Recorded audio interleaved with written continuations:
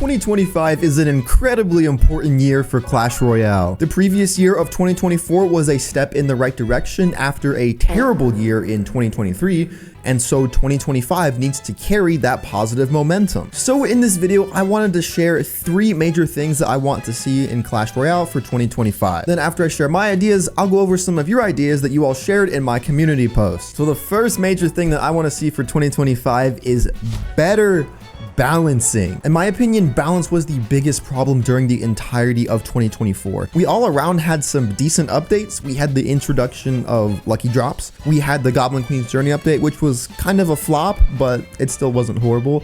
Then we had that update in October with the past Royale rework and another lucky drop rework.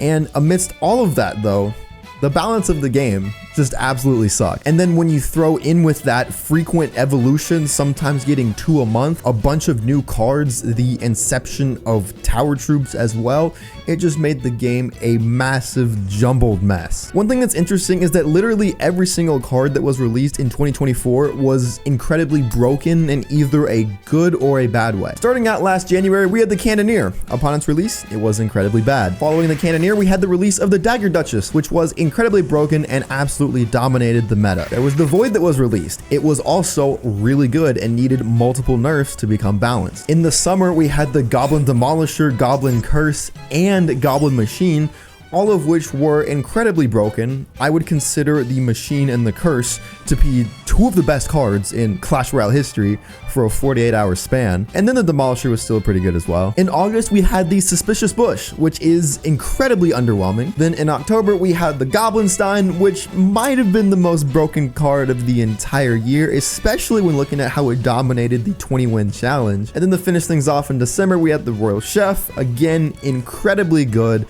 Still hasn't been nerfed as of the time of this recording. I hope that it does get nerfed at some point though. And I mean, that's just the cards. I didn't even talk about any of the evolutions. Just to name a few, we have the Electro Dragon, the P.E.K.K.A, the Bomber, and the Goblin Drill, and that's just 4 of them, dude. And to go along with all of these broken releases, there were also just some weird balances in there that created some pretty strange metas. One example was in March 2024, Giant received a range buff for almost no reason, and this catapulted Giant to being one of the best cards in the meta, and that ended up being an indirect buff to cards like the Night Witch and the Graveyard, and just Giant and Graveyard Swarm as an archetype as a whole.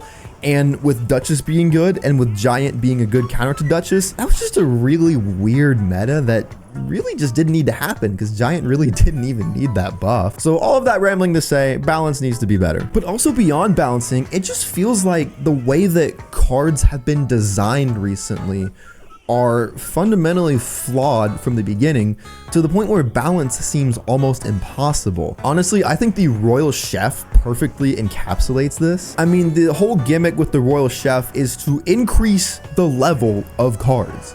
I mean, by nature, that is always going to be broken. I honestly feel like making the releases of future cards and tower troops simpler would make things a lot better for the future of the game. Of course, still have cards bring something new to the table and have it not just be a rehash of another card, but things don't need to be so overly complex where it just warps the entire meta. I feel like going in this direction would also help with retaining players as well, because I've heard from a lot of people over the course of 2024 that they have come back to the game because they've seen these updates, but they see all these new cards, all these new mechanics, and all these new things to learn that just completely change the game, and they get overwhelmed by it. And because they may not have the time, the resources, or the money to upgrade and learn these cards, they just ultimately end up being like, I don't have time for this. I'm gonna go play Brawl Stars or some other game. If new cards were simpler and more balanced, ultimately, I think it would make the game much more approachable and accessible. So in summary, do better with balancing cards and evolutions, and make the releases of new cards much simpler. All right, so the next major point that I want to talk about is surrounding what is supposed to be the biggest update of 2025 for Clash Royale, and that is going to be the reintroduction of Clash Mini. For those of you that don't know or maybe forgot, Clash Mini was an auto chess style game that was released by Supercell in November 2021. It was in development for quite a while, and it eventually ended up getting killed in, I believe, April 2024. I personally really enjoyed the game. I even made a few videos on it, but clearly not enough people did, so they ended up shutting down the operations for it. However, it is supposed to be coming back as an integration within Clash Royale as its own separate game mode. Now again, this is all entirely rumored. It's not officially confirmed, but there was an article written about it. And so as you can see, he thinks of Clash Royale as being more like a platform, and I find that really interesting.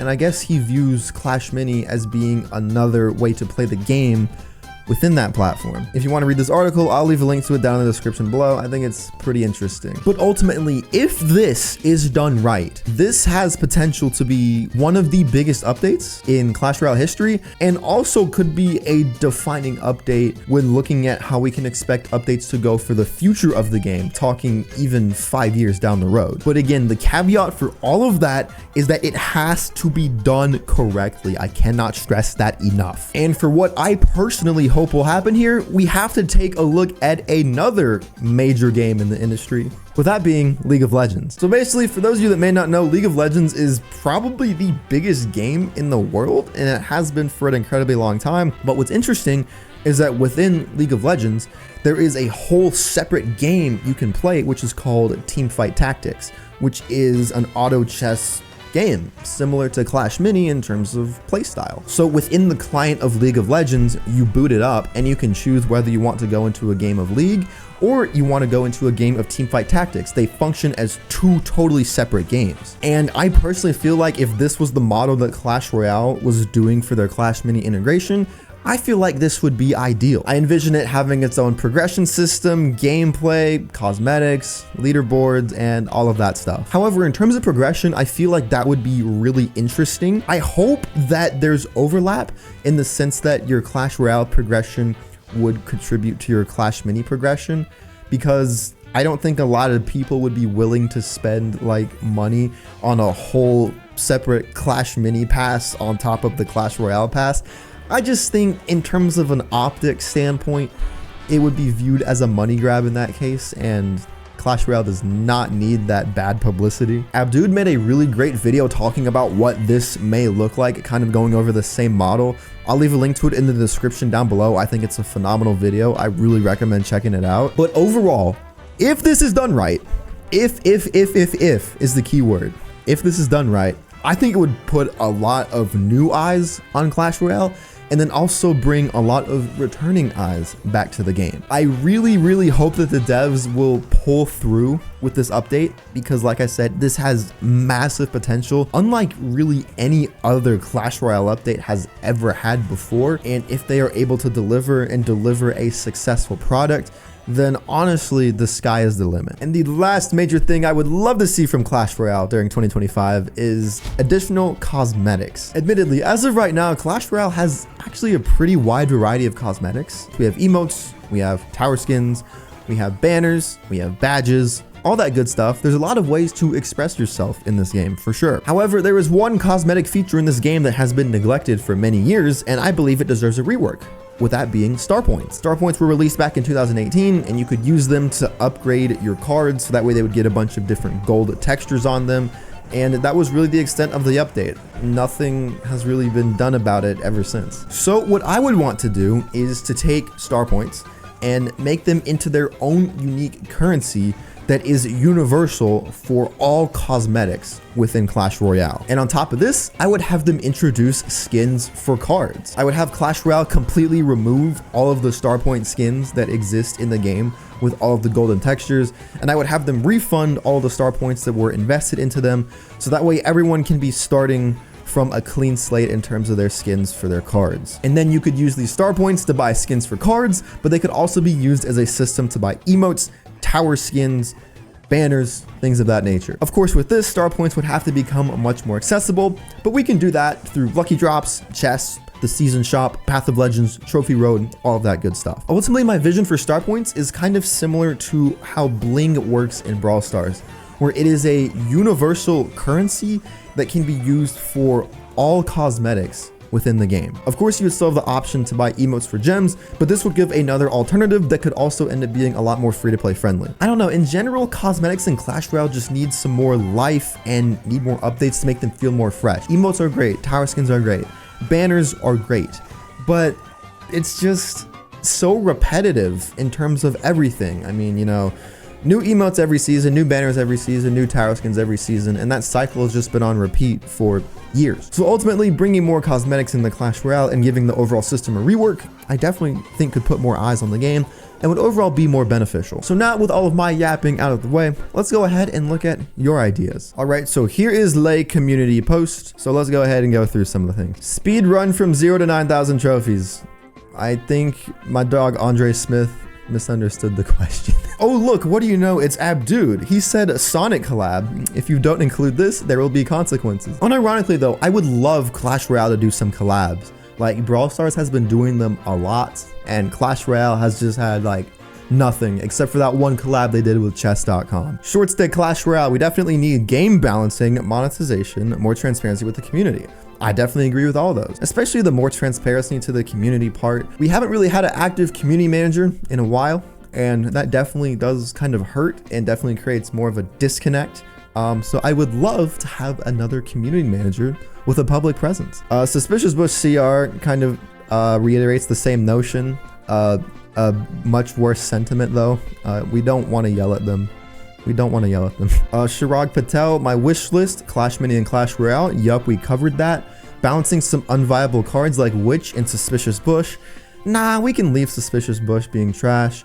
QOL changes and economy changes. Yup, I agree with all of those. Balloon Evolution, more ways to get shards. Barb Hut buff and less Goblin Freak. More ways to get shards. Yes, I definitely do agree with that. Barb Hut buff. No. Clash King says monthly balance changes. Yes, I agree with that. With the amount of Evos and new cards being released, having more frequent balance changes could definitely help make the game be more balanced. Yeah, I definitely agree with that. Alessandro says the same thing, better balancing. Same with this dude, more Evos, better balancing. Maybe a monthly competitive challenge where you can get an Evo shard. I like that idea. Yep, more shards, reduce the amount of elite wild cards, bring magic items to the shop. Those are definitely needed. The only reason I didn't talk about things like that in this video was because I've talked about things like that extensively in the past before. So I think the message has been delivered. Yes, I definitely agree with this. Clan Wars update. Yeah, Clan Wars definitely could use some tweaks. This dude says turn it back to the format of Clan Wars 1 with perhaps improvements, which would have made the version better.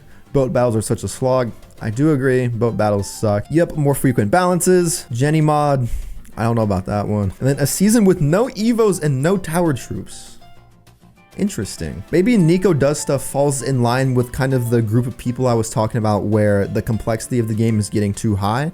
Let me know if you actually would like to see the release of new content be slowed down. I would love to see if there's like a group of you in the community who actually want that. But yeah, those are most of the replies to this community post. Thank you all for contributing to this video. But yeah, that's gonna be it from me. Thank you for watching me yap. I really appreciate it. If you enjoyed, as I said earlier, leave a like, subscribe. There will be a video on screen right here, which I really recommend that you watch, and I'll see you all in the next video.